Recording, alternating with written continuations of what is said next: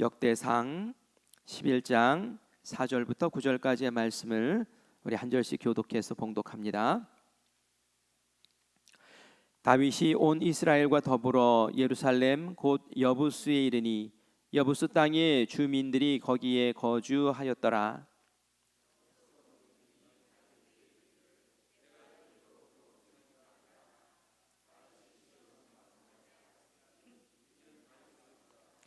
다윗이 이르되 먼저 여부스 사람을 치는 자는 우두머리와 지휘관으로 삼으리라 하였더니 수르야의 아들 요압이 먼저 올라갔으므로 우두머리가 되었고,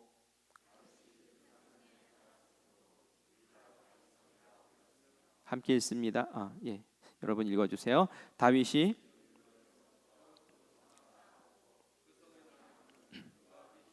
우리 함께 읽습니다. 만군의 여호와께서 함께 계시니 다윗이 점점 강성하여 가니라. 아멘, 아멘. 우리가 금요 성령 집회 때 계속 다윗의 이야기를 봅니다. 근데 우리가 다윗 이야기를 보면서 다윗이라는 이름 굉장히 익숙해요. 그리고 다윗 하면은 내가 너무 잘하는 사람 이렇게 생각할 수 있어요. 그러나 다윗의 이야기가 우리가 그렇게 익숙한 이야기가 아닌 이야기들도 참 많습니다. 오늘도 어쩌면 이 이야기가 여러분들에게는 또 생소한 이야기가 될 수도 있을 것 같은데, 여부스 성을 다윗이 점령해서 예루살렘 성으로 만드는 것을 오늘 함께 보게 됩니다. 이 안에 아주 흥미진진한 이야기가 있고 하나님의 역사하심이 담겨 있습니다.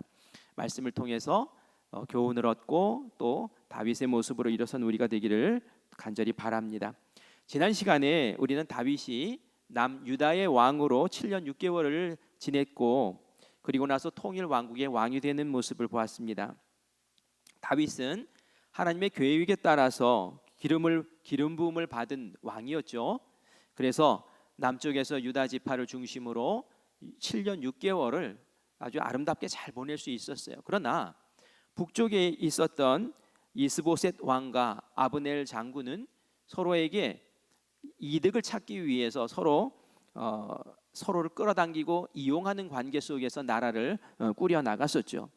이스보셋 왕은 사울 왕의 혈통이라는 것, 그리고 아브넬은 군대 장관이라는 것으로 서로 엮여서 그렇게 나라를 끌어 나갔습니다. 그러나 하나님의 뜻과 다른 인간의 이득과 이의 득실로 인해서 만들어진 공동체는 깨어지게 되어 있는 거예요. 왜냐하면은 언제나 좋을 수가 없거든요.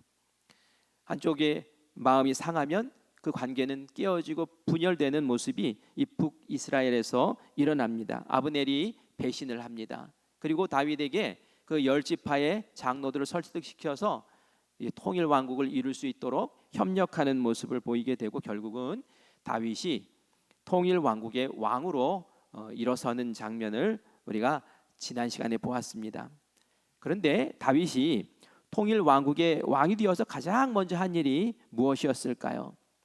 그것은 오늘 설교 제목처럼 여부스 성을 정복하는 일이었습니다. 사울 왕에서 다윗 왕으로 왕조가 바뀌었어요. 그러자 이 다윗 왕은 이제 수도를 바꾸게 됩니다.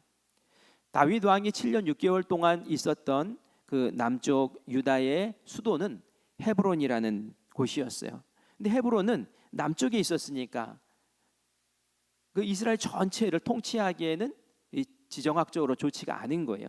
그래서 통일 왕국의 수도 역할을 하려면 그래도 중간쯤에 있는 위치에 있는 성이면 좋겠다라는 마음을 갖고 물색을 하다가 눈에 딱 들어왔던 것이 바로 여부스 성이었던 거예요. 그래서 이 여부스 성을 새로운 수도로 정하고 그리고 이곳을 점령하기 위해서 나아갑니다. 이 여부스 성은 우리가 지금 얘기하는 예루살렘이에요. 성지 여행 가면은 예루살렘에 가서 이렇게 성지 순례를 하지 않습니까? 그리고 지금 이스라엘의 수도 역할을 하는 곳이 예루살렘이죠. 물론 텔아비브다라고 하는 사람도 있지만 그래도 예루살렘 성을 굉장히 중요하게 쳐주고 있습니다.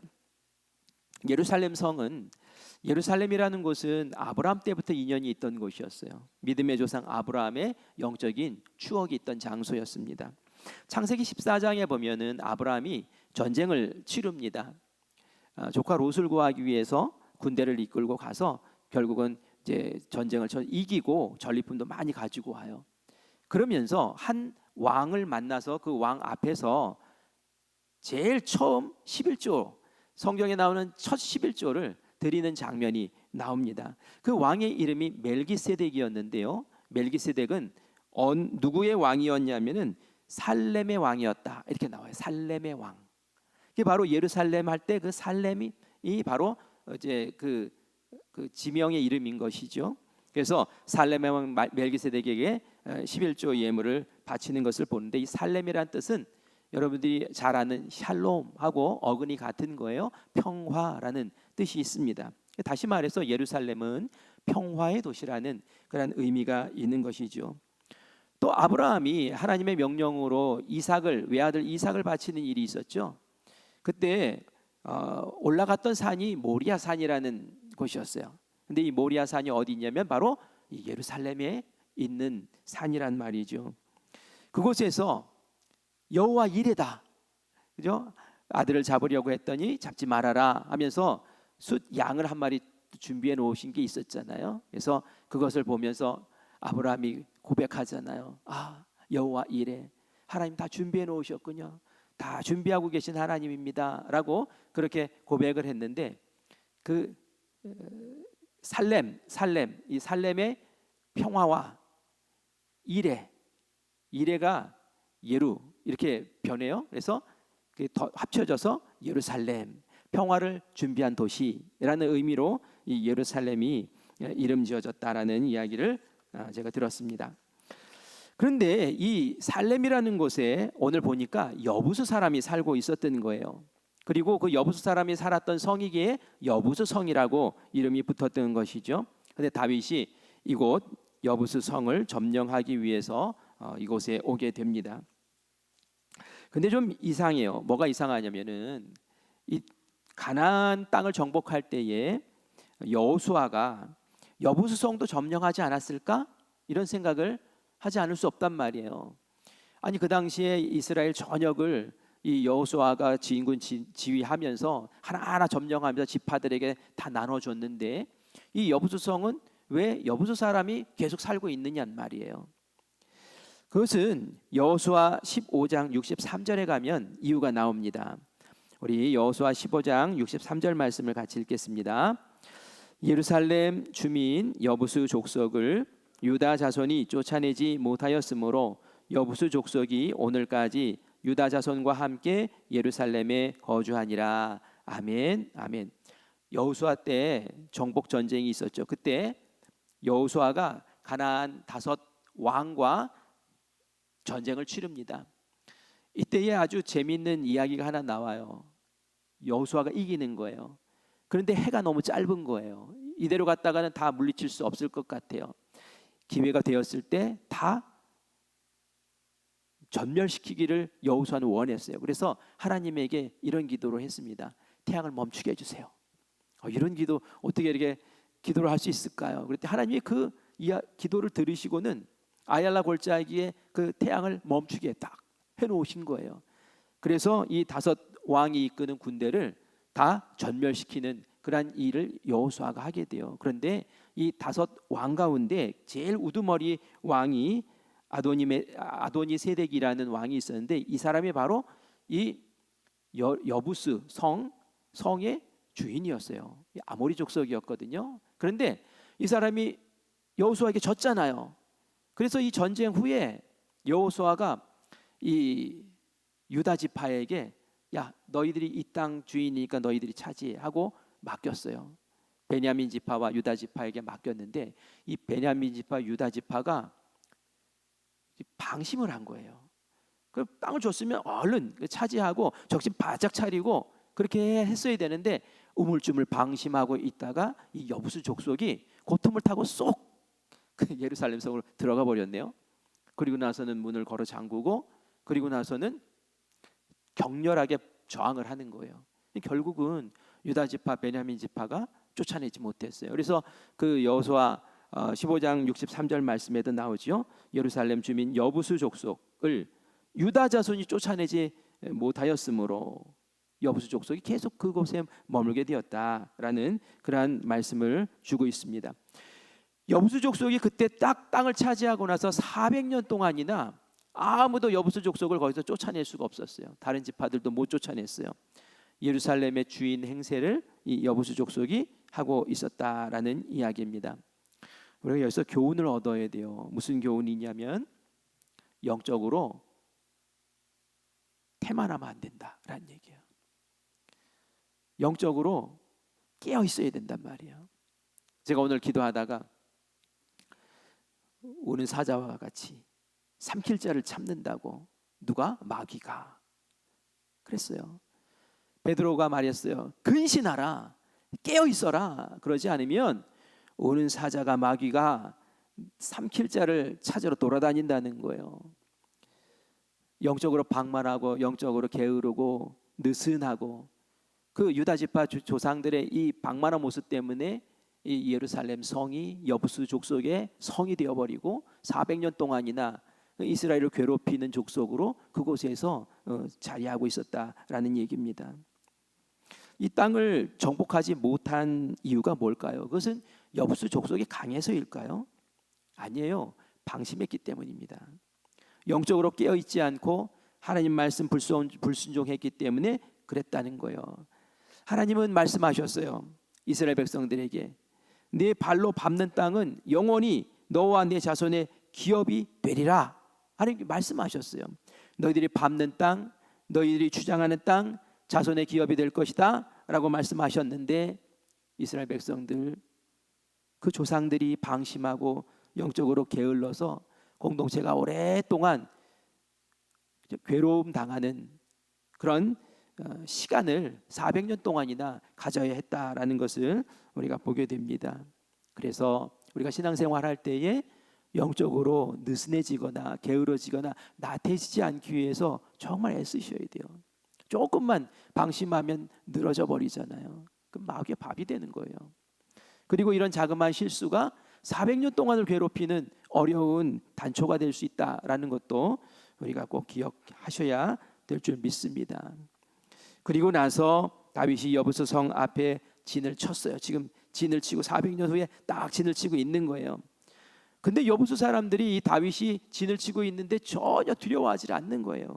오히려 다윗을 조롱합니다. 어떻게 조롱하는지 한번 사무엘하 5장 6절 말씀 읽어보겠습니다. 왕과 그의 부하들이 예루살렘으로 가서 그 땅 주민 여부수 사람을 치려하며 그 사람들이 다윗에게 이르되 네가 결코 이리로 들어오지 못하리라. 맹인과 다리 저는 자라도 너를 물리치리라 하니 그들 생각에는 다윗이 이리로 들어오지 못하리라 함이나. 아멘. 이들이 말해요. 여부수 사람들이 얘기해요. 몸이 온전하지 못한 사람, 그러니까 장애가 있는 맹인이나 다리 저는 사람이 너희들하고 맞서도 이 성에만 있으면 너희들 다 이길 수 있어, 물리칠 수 있어. 이렇게 아주 큰 소리를 치는 겁니다. 도대체 이런 자존감, 자신감은 어디서 도대체 나온 걸까요? 이것은 말이죠, 여부수 성 자체가 천연 요새였기 때문에 그래요. 천혜의 요새에 자리 잡고 있으니 내가 싸움 능력이 없는 그 장애를 가진 사람이라 할지라도 아무리 강한 군대가 와도 너희들은 우리를 이길 수 없어 하는 그 자신감이 있었다는 거예요. 이 예루살렘 성, 여부수 성이 지형상으로 굉장히 정복하기 어려운 도시였다고 해요. 높은 고원지대에 있었고요. 그 고원 윗바닥이 굉장히 넓은 평지였어요. 그래서 그곳에 성을 세우는데 다 삼면이 다 골짜기예요. 골짜기. 사람들이 기어 올라갈 수가 없는 골짜기로 되어 있어요. 그러니까 그 골짜기 끝 이제 그 평지 위에다가 성을 쌓으면 더 높은 골짜기가 되는 거예요. 천연 성벽이 되는 거죠. 그래서 어느 누구도 400년 동안 이 여부수 족속을 그곳에서 물리칠 수가 없었던 것이죠. 당시 기술로서는 공략할 수가 없었던 거예요. 근데 이 당시 고대 근동에서는 공성전이라고 해서 성을 빼앗는 전쟁을 할 때에 무엇이 가장 중요한 요소였냐면은, 성패의 요소였냐면은, 성의 문을 딱 걸어 잠그고 이제 딱 들어가 있잖아요. 그러면 밖에서는 공격하는 사람, 안에는 수비하는 사람이 있어요. 그런데 무엇이 관건이었냐면 누가 더 오래 버티느냐가 관건이었어요. 그래서 그 성 안에 식량 창고에 식량을 많이 쟁여놓고 그리고 물을 잘 구비해 놓으면은 오래 버틸 수 있잖아요. 그렇게 누가 오래 버티느냐가 문제였어요. 그렇게 싸웠단 말이에요. 그런데 이 예루살렘 성은 이 두 가지를 다 갖추고 있었어요. 식량 창고도 든든했고 물도 든든했어요. 그래서 난공불락의 성이었다라는 얘기예요. 그런데 이 성에도 한 가지 비밀이 있었습니다. 무슨 비밀이었냐면은 성 안에 들어오는 있는 물이 밖에서 들어오는 물이었어요. 성 밖에서. 성 밖에 기드론 골짜기가 있고 거기에 기혼샘이라는 샘이 있었는데 그 샘을 통해서 성 안으로 물을 이렇게 수로를 파서 물을 들여서 성 안에 있는 사람들이 먹을 수 있는 물을 공급해 줬다라는 얘기예요. 근데 이 기온샘이 좀 특이한 것이 간헐천이었어요. 간헐천. 이 간헐샘인데 그게 뭐냐면은 하루에 서너 번씩 물이 확 터져 나오는 거예요. 평상시에 물이 나오는 게 아니라 어느 일정한 시간이 되면은 물이 확 터져 나옵니다. 그러면 그 물이 한 번 나오면 1톤씩 나오는데 그 1톤의 물로 그 성에 있는 그 수천 명의 사람들이 목을 축이고 또 생활을 하기에 넉넉한 물이 됐다라는 거예요. 이런 비밀이 이 예루살렘 성에 여부수 성에 있었던 거예요. 여부수 사람들이 이 물을 끌어들이기 위해서 수로를 팠어요. 이제 수평으로 똑바로 이렇게 13m를 파고 그리고 위로 12m를 팠어요. 그러니까 물이 기온샘에서 물이 이렇게 흘러 들어오죠. 그리고 나서 여기에 이렇게 고여요. 그러면 위로 이렇게 판 그 구멍 위에서 두레박인가요? 예, 그걸 내려서 퍼 올리는 거예요. 그래가지고 그걸 또 이쪽으로 흘려 보내는 거죠. 그런 식으로 해서 이 여리고 여부수 성이 물을 공급을 받았어요. 근데 이 수로가 땅 바닥을 뚫고 이렇게 한 것이었기 때문에 다른 사람들이 쳐들어와서는 그 수로에 대해서는 전혀 생각을 못 하고 있었어요. 문만 딱 걸어 잠그면 이기지를 못했던 거예요. 그러니까 여부수 사람들이 다윗을 그렇게 조롱해도 무리가 아닌 것이었죠. 그런데 여부수 사람들이 착각한 게 있어요. 뭘 착각했냐면은 지금 여부수 성 앞에 있는 사람은 그냥 아무나가 아니라 하나님의 기름을 부음 받은 하나님이 함께 하시는 하나님의 지혜를 주시고 총명을 주시는 다윗이 와 있었다라는 거예요. 다윗을 아주 가볍게 봤어요. 오늘날 마귀는 우리에게 그런 말을 합니다. 하나님의 사람인 우리를 깔봐요. 우리를 무시해요. 너는 결코 여기를 정복하지 못해. 너는 아무리 꿈을 가져도 그 꿈을 이루지 못해. 안 돼. 이렇게 얘기를 해요. 그러나 실상은 어떻습니까? 우리 역대상 11장 5절 말씀 같이 읽어보겠습니다. 시작. 여부수 원주민이 다윗에게 이르기를 내가 이리로 들어오지 못하리라 하나 다윗이 시온 산성을 빼앗았으니 이는 다윗 성이더라. 아멘. 여부수 사람들이 뭐라 그랬어요? 안 돼. 너희 못해. 우리가 장에 있는 사람이 막아도 너희들은 다 막을 수 있어 하면서 깔보고 무시했지만 결국은 어떻게 됐다고요? 그 성이 다윗 성이 되었다. 결국은 빼앗았다. 여부수 성이 다윗의 손에 넘어왔다 이거예요. 400년 동안 굳건히 서 있었던 그 성이 여부수 성의 전설도 하나님이 다윗에게 주신 꿈을 꺾지 못하고 다윗의 손에 떨어져 나가더라는 거예요. 그래서 우리가 마귀의 소리에 흔들릴 필요가 없다는 거예요. 다윗의 꿈을 가지고 있으면 하나님이 주신 비전을 가지고 있으면 그 어떤 소리도 우리를 절망시키지 못할 줄 믿습니다. 우리 새가족 환영회 할 때에 우리 추현미 집사님이 우리 인도 선교사님한테 들었던 설교에 감동을 받아가지고 앞에서 막 빵빵 이러면서 얘기를 하더라고요. 마귀도 총이 하나 있고 예수님도 총이 하나 있는데 마귀가 벌써 예수님에게 총을 쐈대요. 그래서 예수님이 십자가에 달려 죽으셨대요. 근데 예수님은 부활하셨어요. 예수님의 손에는 총이 아직도 있어요. 총알이 하나 있어요. 마귀는 빈 총이에요. 근데 그 빈 총 가지고 계속 우리를 협박한대요. 공갈치면서 속지 말자고 그런 이야기를 감명 깊게 들었다고 얘기를 하던데, 그래요, 맞습니다. 지금 여부수 족속이 공갈치고 있는 거예요. 하나님 앞에서는 그들이 가진 힘이 아무것도 아닌 거예요. 하나님 앞에서는 견고한 성도 아무것도 아닌 거예요. 하나님이 다윗 손에 넘기시겠다 작정하시면은 넘기시는 것이고, 하나님의 자녀의 손에 넘기시겠다 하면 이기게 하시는 줄 믿습니다. 그것을 우리가 똑같이 적용하면서 살아야 돼요. 못해, 안 돼, 안 될 것 같아, 이런 말씀하지 마십시오. 그것은 조롱하는 마귀가 우리를 속이는 말이에요. 여러분 기죽지 마세요. 하나님 반드시 승리하게 하신다. 하나님의 뜻이 있으면 나를 통해서 역사하신다. 하나님이 이기게 하신다 라고 담대한 믿음으로 일어서는 우리를 주님께서는 귀하게 쓰실 줄 믿습니다. 그렇다면 다윗은 어떻게 여부수성을 함락할 수 있었을까요? 다윗도 그 성벽 바라보고 정면 도전을 했으면 아마 군사들이 많이 죽었을 거예요. 엄청난 인명 손실이 있었을 거예요. 그러나 여부수 사람들이 난공불락이라고 여겼던 그 성의 약점을 하나님께서 알려주셨어요. 다윗이 알았어요. 그 약점이. 그 뭡니까? 그 성의 강점이 약점이었던 거예요. 그 성의 강점은 밖에서 물을 계속 공급받는다는 것이었는데 그것이 약점인 거예요. 그것이 적이 파고들 수 있는 통로가 된 거예요. 다윗이 그것을 파악합니다.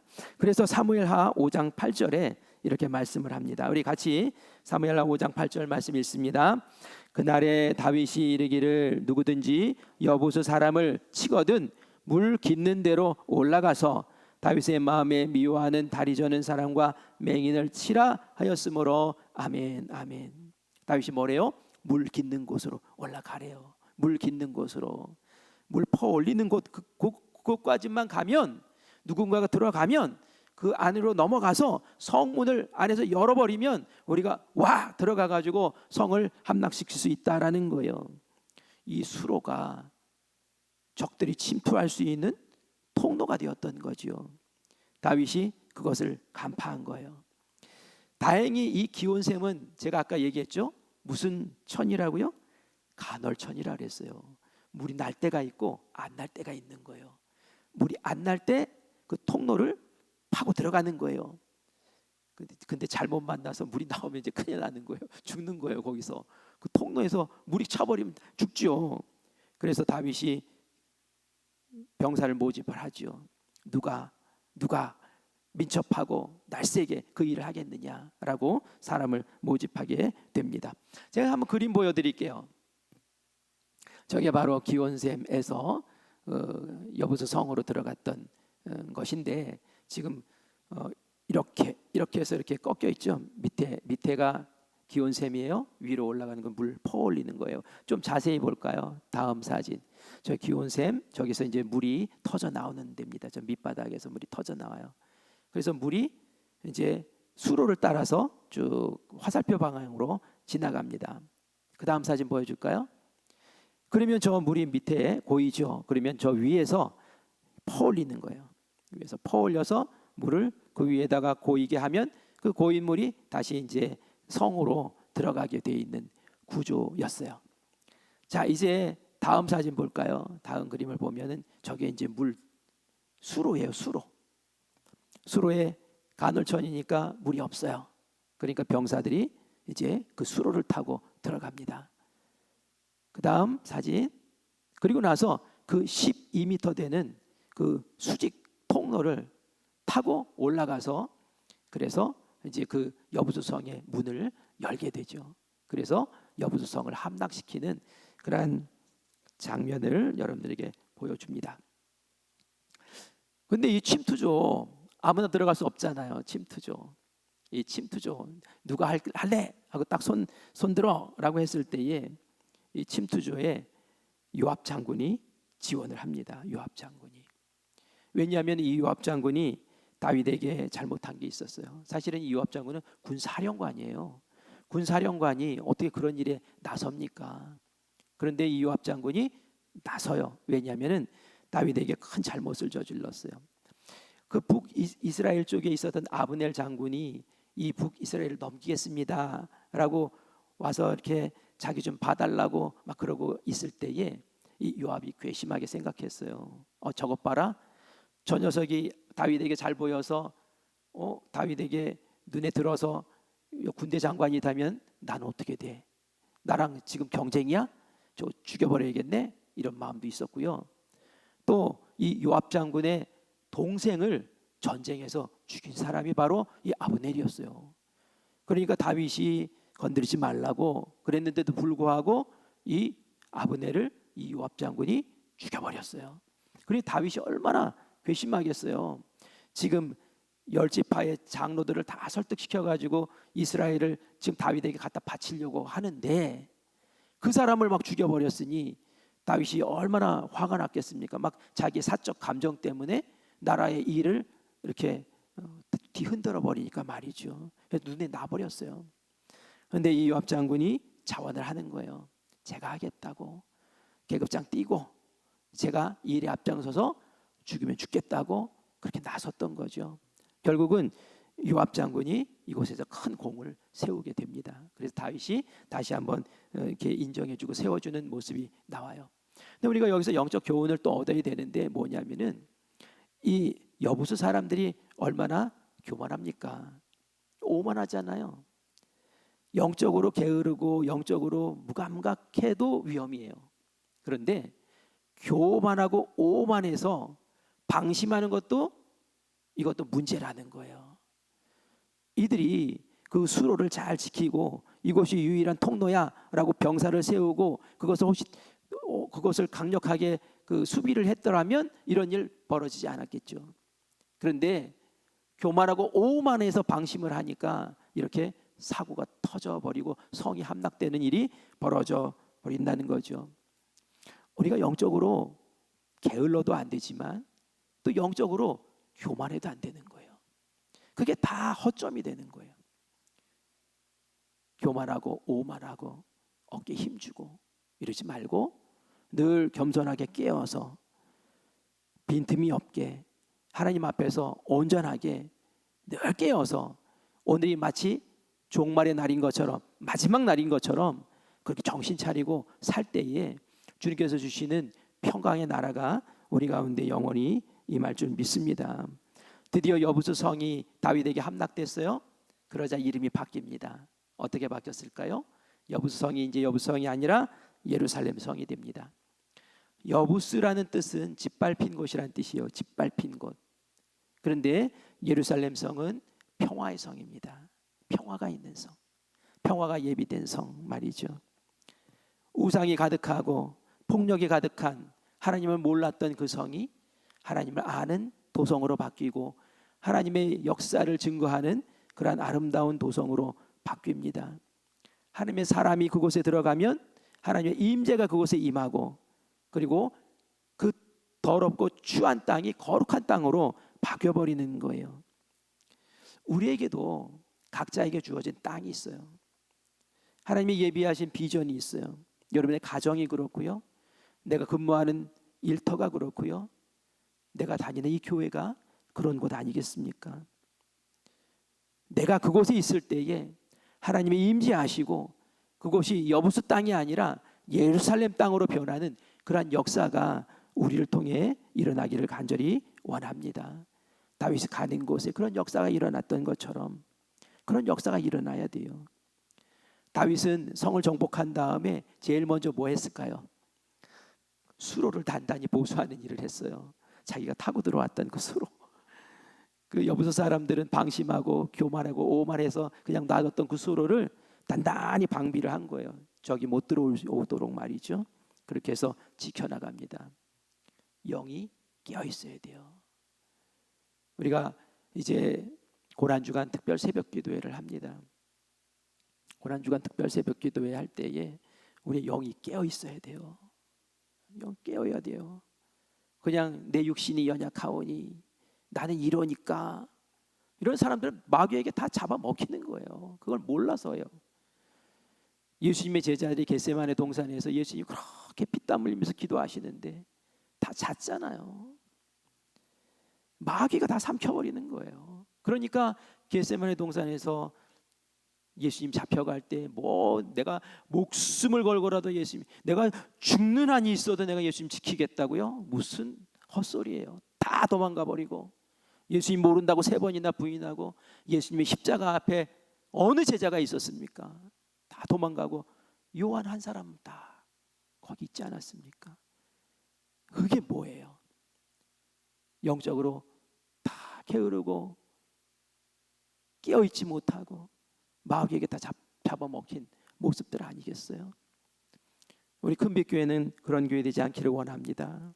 깨어있는 교회, 주님이 함께 하시는 교회, 그래서 우리가 있는 곳이 여부수성 같은 곳이 예루살렘으로 변하는 그러한 놀라운 역사가 있는 그러한 교회 되기를 간절히 축원합니다. 마지막으로 우리가 마지막 절 같이 읽겠습니다. 역대상 11장 9절 말씀입니다. 같이 읽습니다. 만군의 여호와께서 함께 계시니 다윗이 점점 강성하여 가니라. 아멘. 예루살렘 성을 차지한 다윗 어떻게 됐을까요? 점점 더 강성했대요. 그런데 어떻게 해서 강성해진 겁니까? 여기 답이 나와요. 만군의 여호와께서 함께 계시니. 그게 답이에요. 강대국과 동맹을 맺어 강성해지더니가 아닙니다. 군대와 무기가 늘어서 강성해지니가 아닙니다. 진짜 힘은 하나님이 함께 하셔서 하나님의 의지하고 하나님 붙잡고 하나님 뜻에 순종하고 하나님과 동행했더니 강성해지더라라는 것이에요. 이것이 우리가 강해지는 비결인 줄 믿습니다. 예루살렘은 다윗이 점령하여 하나님의 머리 되신 거룩한 도성이 되었어요. 우리에게도 그런 도성이 있습니다. 그 도성이 어딘가요? 예수님이 머리 되신 교회가 도성인 줄 믿습니다. 예루살렘은 그 당시에 화려한 도시는 아니었어요. 예루살렘보다 더 화려한 도시가 얼마나 많았는지 몰라요. 그런데 하나님이 화려해서 그 도시를 택한 것이 아니라 하나님이 그 도시를 택하였기 때문에 그 예루살렘이 강성해진 줄 믿습니다. 우리 교회가 세상의 기관이나 조직보다 뭐 화려한 거 없잖아요. 대기업의 모습을 보십시오. 그 건물을 들어가 보십시오. 얼마나 화려하고 의리의리합니까? 정부의 기관들, 조직들 얼마나 의리의리하고 화려합니까? 거기에 비하면 교회는 초라해 보일 수 있어요. 그러나 다르죠. 교회는 예수님이 머리십니다. 예수님이 끝입니다. 그래서 교회는 영화롭고 교회는 강성해질 수밖에 없는 줄 믿습니다.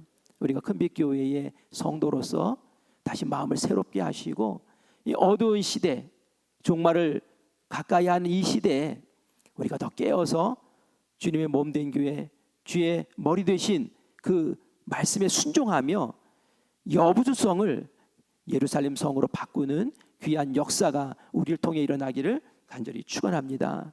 특별히 우리 임원들 이제 새로 세움을 받아요. 제가 오늘 우리 신천 임원들 임직식 하기 전에 기도합시다라고 카톡도 보내고 초청을 했어요. 같이 기도하면서 준비해야 돼요.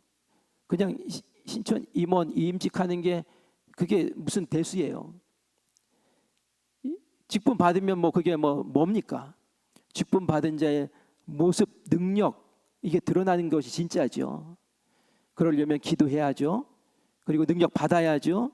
그리고 새로 세움받은 자의 모습처럼 그런 교회를 세우는 일꾼 돼야죠. 그렇죠?